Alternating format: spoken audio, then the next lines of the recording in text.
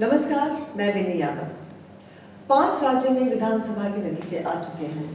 कई महीनों तक पूरे देश में बहुत गहमागहमी, बहुत राजनीति रही। जाहिर है, क्योंकि बहुत महत्वपूर्ण चुनाव थे। सिर्फ इसलिए नहीं कि 5 राज्यों में से एक सबसे महत्वपूर्ण चुनाव उत्तर प्रदेश की विधानसभा का भी था। उत्तर प्रदेश चुनाव, जो कि कहा जाता है कि देश की राजनीति की दिशा और दिशा को तय करता है। सिर्फ यही नहीं, कई और वजह से 2022 के विधानसभा चुनाव महत्वपूर्ण रहे। भारत बड़ा देश है, लोकतंत्र है, यहाँ कोई ना कोई चुनाव होता रहता है। और वैसे भी पिछले कई वर्षों से जिस तरह से देश की नेशनल लीडरशिप और नेशनल पार्टीज हर छोटे बड़े चुनाव में सामने निकल कर आती हैं, देश में लगातार चुनावी माहौल रहता है। तो हम आज 2022 के विधानसभा चुनाव का विश्लेषण नहीं करेंगे, क्योंकि किसको कितनी सीटें मिली, किसकी सरकार बनी, किसको कितने प्रतिशत वोट शेयर मिला, जो पार्टी जीत नहीं सकी तो क्या कमी रह गई। नतीजे आने के बाद ये सब सिर्फ एक आंकड़ा रह जाता है। चुनाव का मतलब बदल चुका है। चुनाव वैसे तो हमेशा से ही मुद्दों से अधिक राजनीति से जीते जाते रहे हैं, परंतु इन चुनावों में हमने एक नया आयाम, एक नया आईना देखा है। कोई फर्क नहीं पड़ता कि कौन जीता, पर क्या लोकतंत्र की जीत हुई?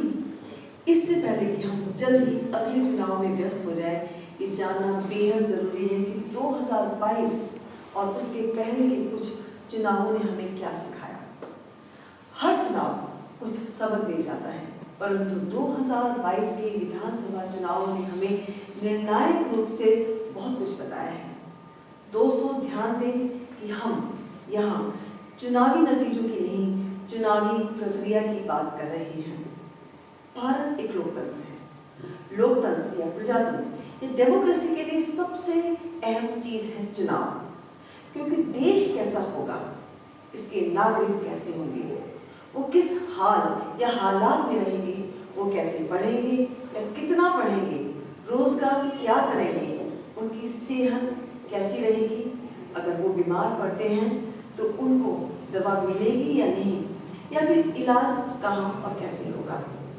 इस तरह के तमाम सवालों का जवाब सिर्फ एक चीज से जुड़ा है, वो है चुनाव।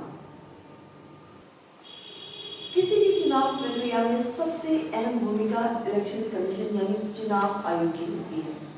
क्या आज हम ये सवाल कर सकते हैं कि चुनाव आयोग, जो कि एक ऑटोनोमस बॉडी यानी कि स्वतंत्र संस्था है, उसने अपना काम सुचारू रूप से किया? इन चुनावों से कई बार ऐसा आभास हुआ कि चुनाव आयोग सिर्फ एक इलेक्शन फैसिलिटेटर का काम कर रहा है, यानी चुनाव प्रबंधन का। जैसे एक भारतीय शादी में टेंट और कैटरर की जिम्मेवारी होती है, शामियाना, तंबू लगाना, कुर्सी लगाना, स्टेज सजाना, जयमाला कहाँ से आएगी ये तय करना, शादी कैसे होगी या जयमाला कैसे होगी, इससे शामियाना लगवाने वाले का कोई मतलब नहीं होता। ऐसे ही इलेक्शन कमीशन का काम क्या सिर्फ इतना ही रह गया है कि पोलिंग बूथ कौन सा और कहाँ होगा, ईवीएम और बैलेट पेपर का इंतजाम करना है, सरकारी मैन पावर को उसकी जगह पर पहुंचाना है।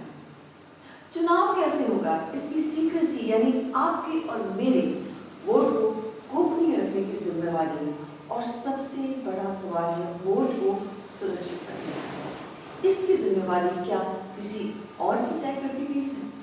क्या वोटिंग मशीन या बैलेट पेपर की सुरक्षा के नियमों को नौकरशाह अपने हिसाब से तय करते हैं, या चुनाव आयोग के पास ऐसी कोई प्रणाली है कि वो अपने बनाए नियमों का सही पालन हो रहा है या नहीं, इसको देखे, और अगर नहीं हो रहा तो इसकी बिना किसी शिकायत के कार्रवाई करें।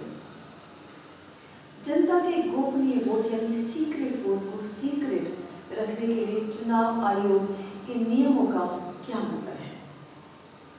भारतीय संविधान के मुताबिक चुनाव आयोग एक स्वतंत्र और निष्पक्ष संस्था है, जिसकी जिम्मेवारी निष्पक्ष, सुचारू और स्वतंत्र चुनाव करवाने की है। इस लिहाज से देखा जाए तो चुनाव आयोग किसी भी लोकतंत्र के लिए सबसे महत्वपूर्ण संस्था है। हालांकि चुनाव आयोग के पास कोई दंड देने का अधिकार नहीं है, परंतु न्यायपालिका और ब्यूरोक्रेसी की मदद से चुनावों के दौरान उसके अधिकार क्षेत्र बहुत बढ़ जाते हैं। परंतु चुनाव दर चुनाव पिछले कुछ वर्षों से ऐसा देखा गया है जैसे चुनाव आयोग का अधिकार क्षेत्र सिमटकर सिर्फ एक चुनाव प्रबंधक का रह गया है। दोस्तों, अगर आपको लगता है कि आपका पोलिंग बूथ में पर्दे के पीछे खड़े होकर बैलेट पेपर पर अपने पसंदीदा प्रत्याशी के नाम पर मोहर लगाना या मशीन का बटन दबाना, किसी को पता नहीं चलेगा कि आपने किसको वोट दिया, तो आप गलत हैं। आपका वोट जो है वो सीक्रेट नहीं है। और वो सीक्रेट क्यों नहीं है? क्योंकि आपका इंडिविजुअल वोट तो बेशक सीक्रेट होगा, but collectively, because voting machine जो कॉन्सेप्ट है, बैलेट पेपर में क्या होता था, अगर आपको पुराना सिस्टम याद हो तो सारे कॉन्स्टिट्यूंसी के बैलेट पेपर्स, चाहे वो जैसे हम ग्रेटर कैलाश में बैठे हैं तो ग्रेटर कैलाश, जमरूदपुर, संतनगर, पंपोश और various other this thing and जो जे क्लस्टर्स जो थे, वो सब डब्बे एक जगह जाते थे और उन सब के बैलेट्स को एक बड़े से टब में मिक्स कर दिया जाता था और फिर खींच के लेके आता था।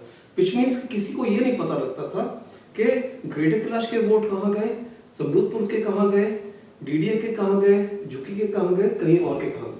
अब जब से ईवीएम आया है उसमें एक बड़ा मेजर फ्लॉ हमने नोटिस किया था, वो ये था कि बूथ वाइज रिजल्ट्स होते हैं। बूथ क्या होता है?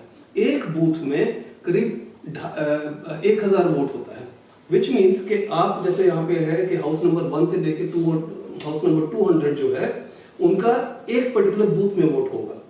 तो पता लग गया कि इस क्लस्टर में, इस 1000 के क्लस्टर में किसने किसको वोट दिया, तो आपको सेक्शन पता लग गया। ये अपर स्ट्रेटा में तो नहीं है, बट आप इमेजिन कीजिए एक गरीब आदमी है जिसका राशन, विधवा पेंशन, ओल्ड एज पेंशन जो गवर्नमेंट के ग्रांट्स पे जीता है, उसका वो एक क्लस्टर में रहता है और पता लग गया कि इस क्लस्टर ने कहां पे वोट दिया। दैट इज व्हाई हम बोलते हैं कि आपकी वोट सीक्रेट नहीं है। और क्या आपने कभी ये सोचा कि आपका वोट गोपनीय और सुरक्षित रहना क्यों जरूरी है? किसी भी देश के नागरिकों की सुरक्षा और उनका विकास चुनाव पर ही निर्भर होता है, और ये जरूरी है कि ये चुनाव न सिर्फ निष्पक्ष और गोपनीय हो बल्कि सुरक्षित भी हो। मतगणना के ठीक पहले उत्तर प्रदेश के बनारस जिले में जिस तरीके से इलेक्ट्रॉनिक वोटिंग मशीन को स्थानांतरण किया गया, उनके रखरखाव में चुनाव आयोग के नियमों की अनदेखी करी गई, उससे कई सवाल खड़े होते हैं। चुनाव हमारे वोट की सुरक्षा को लेकर एक और बात जिस पर सोचना जरूरी है वो है कि आखिरी चुनाव के दिन और मतगणना के बीच का फासला। और सबसे बड़ा और महत्वपूर्ण सवाल है जो 2022 के चुनाव के बाद निकल कर आया है, वो ये है कि भारत में क्या आज धर्म और जाति ही चुनाव का एकमात्र अधिकार, एकमात्र आधार रह गए? विकास के मुद्दे बेरोजगारी, न्याय क्या सिर्फ जुबानी मुद्दा है, जमीनी नहीं? वोटिंग के समय धर्म और जाति इतना मायने क्यों रखते हैं? अब हर पार्टी या हर कास्ट दोनों का बिल्कुल एक कोरिलेशन आप देख सकते हो। किसी भी कास्ट को आप किसी भी पार्टी के साथ जो है आप आइडेंटिफाई कर सकते हो, यानी कि पार्टीज जो हैं वो कुछ एक कास्ट का प्रतिनिधित्व करती हैं। उसी तरह बहुत सारे रिलीजन हैं जिनकी भी अपनी अपनी एक पहचान है और वो भी अपने आप में कम्पीट करते हैं। अब आप बहुत सारी जगह ऐसे चले जाएंगे जहां पर कि आपको लगेगा कि यहाँ तो सब कास्ट एक ही है, तो उसमें सब कास्ट आ जाती है। वो कास्ट के अंदर कास्ट, अगर आप दलित हैं तो फिर आप कौन से दलित हैं, अगर आप ब्राह्मण हैं तो कौन से ब्राह्मण हैं। इस पे भी अगर आप डिस्ट्रिक्ट लेवल पे जाएंगे तो यहाँ पे ये बात भी आ जाएगी आप कौन से ब्राह्मण हैं आप, या आप कौन से दलित हैं, या कौन से ओबीसी हैं आप। तो ऐसा नहीं है कि कास्ट के अंदर भी कास्ट है, उस कास्ट के अंदर भी कास्ट है, क्योंकि डिपेंड करता है कि रिसोर्सेज कौन से हैं जिसके लिए आप कम्पीट, अगर वो नेशनल लेवल पे है तो ठीक है, आप एक रिलीजन को बना के भी नहीं कर सकते क्योंकि आपको एक कास्ट चाहिए। लेकिन अगर आप स्टेट लेवल पे जाओगे तो कास्ट और भी ज्यादा इंपॉर्टेंट है, खासतौर से उन जगहों पे जो कि विकास की दौड़ में पिछड़ गए, जैसे उत्तर प्रदेश है, बिहार है। यहाँ पे देखिए अगर कोई भी इलेक्शन होता है वो कास्ट बेसिस पे होता है, और इसकी वजह है क्योंकि वहां पर कास्ट के बिना आप आदमी अपना अस्तित्व ही नहीं पहचान पाता। अगली वीडियो में हम ये समझने की कोशिश करेंगे कि विकास का सही मायने क्या है, और हम जब वोट डालते हैं तो क्यों और किसको कैसे वोट डालते हैं। तब तक आप हमें सब्सक्राइब करना ना भूलें। नमस्कार।